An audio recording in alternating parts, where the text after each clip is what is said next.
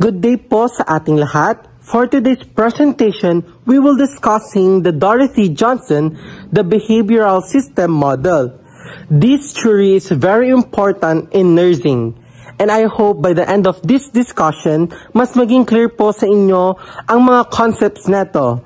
So, let's begin. So, let's start with a brief biography. Sino nga ba si Dorothy Johnson? She was born in Georgia and is widely known as the mother of the behavioral system model. She wasn't just a nurse. She was a respected professor and a researcher who made a significant impact on nursing. She was a true pioneer. When it comes to her education, she was a very accomplished person. She earned her Bachelor of Science in Nursing from Vanderbilt University and then pursued a Master of Public Health from Harvard University. Because of her expertise, she became a professor at the University of California, Los Angeles, or UCLA School of Nursing for many years.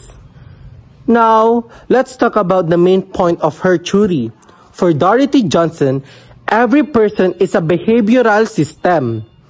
Think of it like a machine with different parts.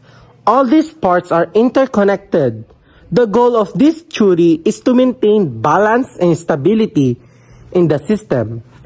Pag may disruption or imbalance sa isang part, it affects the whole person. Our job as a nurses is to help restore that balance. So, ano-ano ba ang mga parts na yon? Johnson identified 7 interconnected subsystems that guide human behavior. These subsystems are all crucial for a person to stay healthy.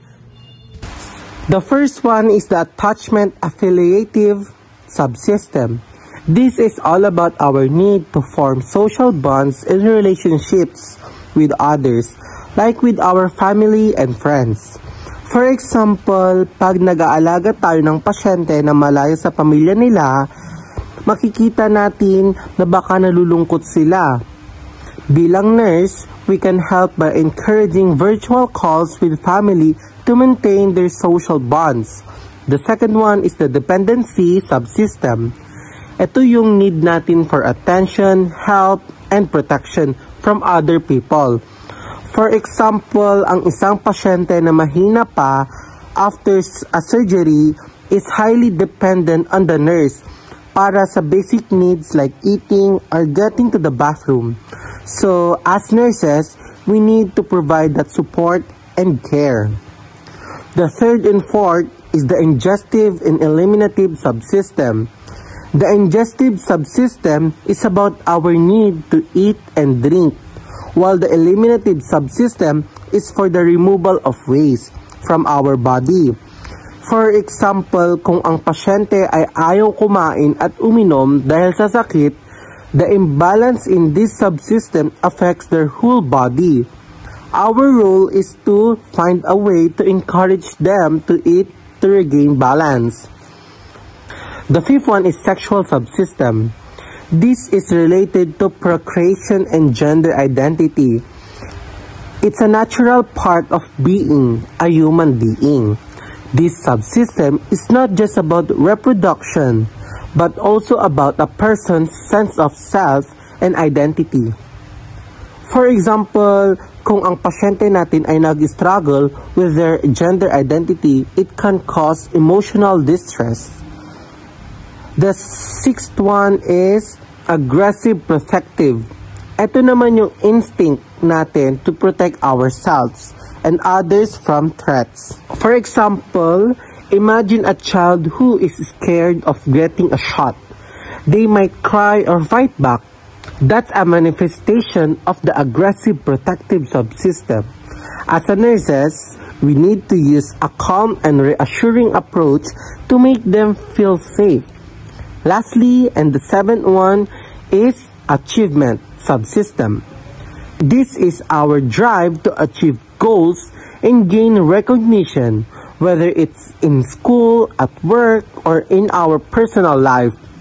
For example, Ang isang college student na na-hospital ay gustong gumaling agad para makabalik na sa school at makatapos. Their desire to graduate is a clear example of the achievement subsystem in action. Now, let's connect the theory to the 4 meta-paradigm. Starting with nursing, our role as a nurse is to help the patient return to a state of equilibrium. When a patient is sick or stressed and can't maintain their own balance, we as nurses act as an external regulator to help them get better. Next, for the person, they are seen as a behavioral system that naturally wants to be stable and adaptive. Our responsibility is to care for their entire system, not just the specific illness they have. The theory defines health as a state of balance within the subsystem. So hindi lang kawalan ng sakit ang health. Kapag may disturbance or imbalance sa system, that's when a person becomes ill. And lastly, the environment.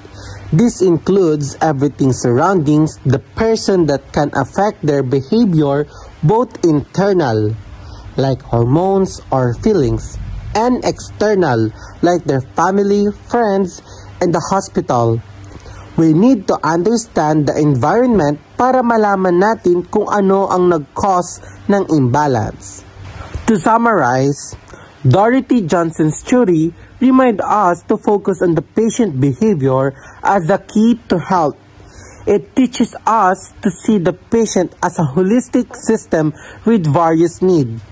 It emphasizes the crucial role of the nurse in helping the patient maintain the all-important balance.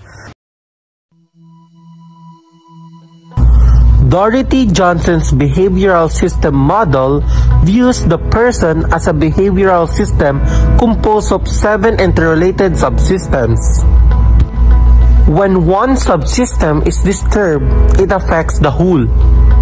Our patient Mary Grace is in the hospital after a heart attack. She is struggling with her recovery, showing signs of imbalance in her dependency and ingestive subsystems. The environment of the hospital is a source of stress. The goal of nursing is to restore balance.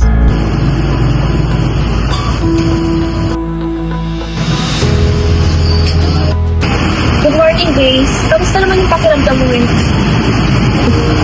Ito, di maayos. Wala akong gana kumain. Kahit na pumunta sa CR mag-isa, di ko magawa. Ayaw ko kasing dumidepende sa iba. Parang wala na akong kwenta. Kaya yung mag-usapan natin. And normal naman lahat ng mga nararamdaman ngayon after ng mga nangyari sa'yo. And part naman yung process. Here, Nurse Rosalyn is assessing Mary Grace's states. She identifies imbalances in 2 of his subsystems. First, ingestive subsystems. Her refusal to eat is a clear sign of an imbalanced ingestive subsystem, which relates to the intake of food. The second one is the dependency subsystem. Her feelings of uselessness and frustrations over needing help show a disturbance in her dependency subsystems. Her need for help is high, but she is resisting it, leading to stress. The nursing process in Johnson's theory focuses on external regulation. The nurse acts as an internal force to restore, maintain, or attain behavioral system stability. Rosalyn will now intervene to help Mary Grace.